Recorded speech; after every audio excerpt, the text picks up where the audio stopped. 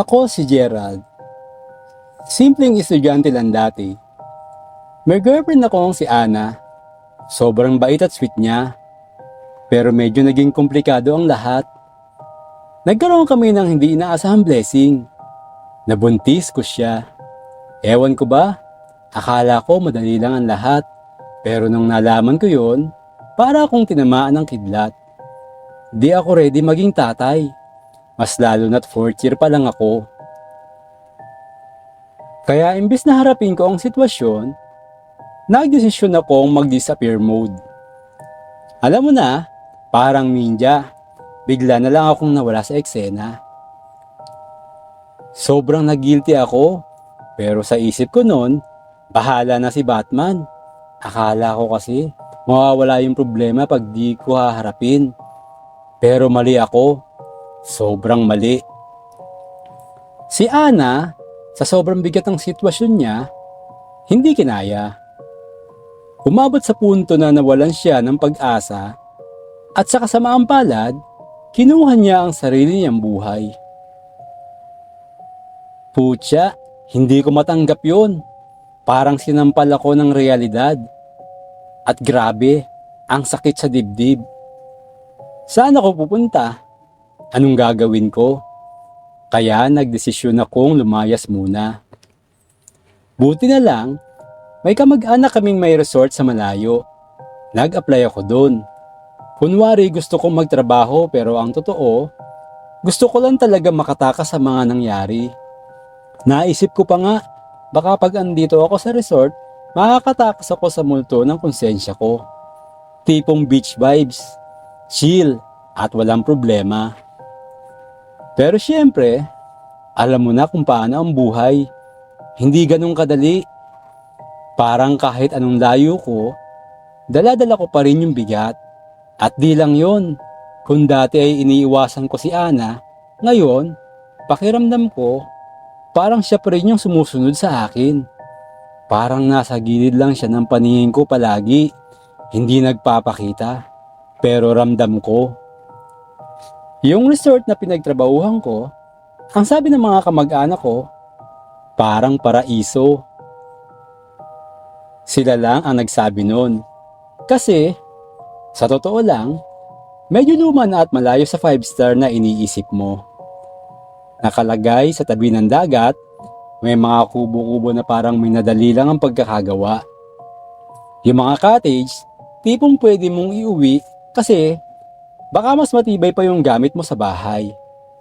Pero sige na nga, maganda naman yung view, dagat, buhangin, at puno ng nyog na laging hinahampas ng hangin.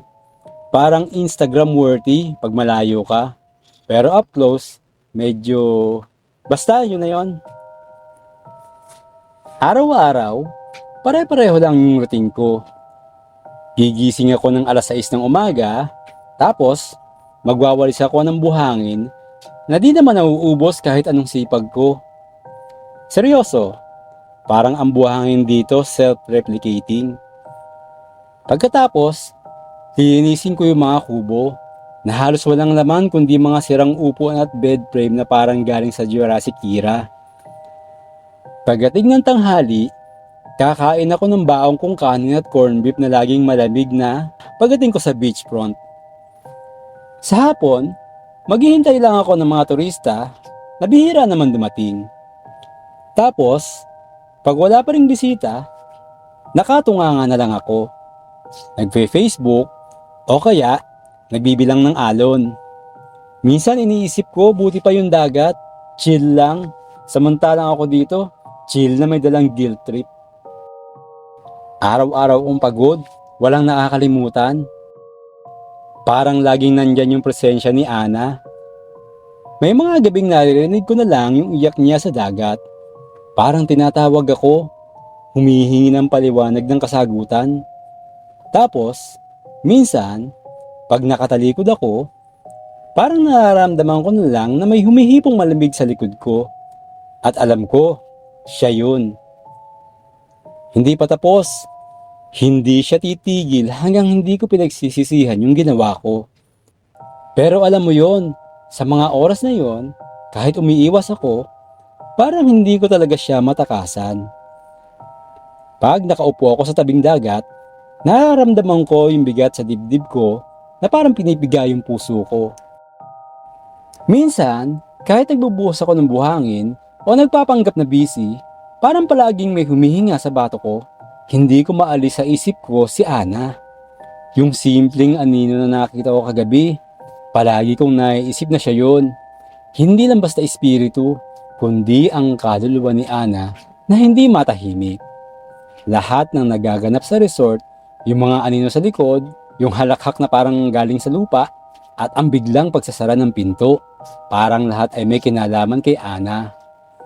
Kahit anong takbo ko, kahit anong gawin ko, hindi ko talaga siya matakasan.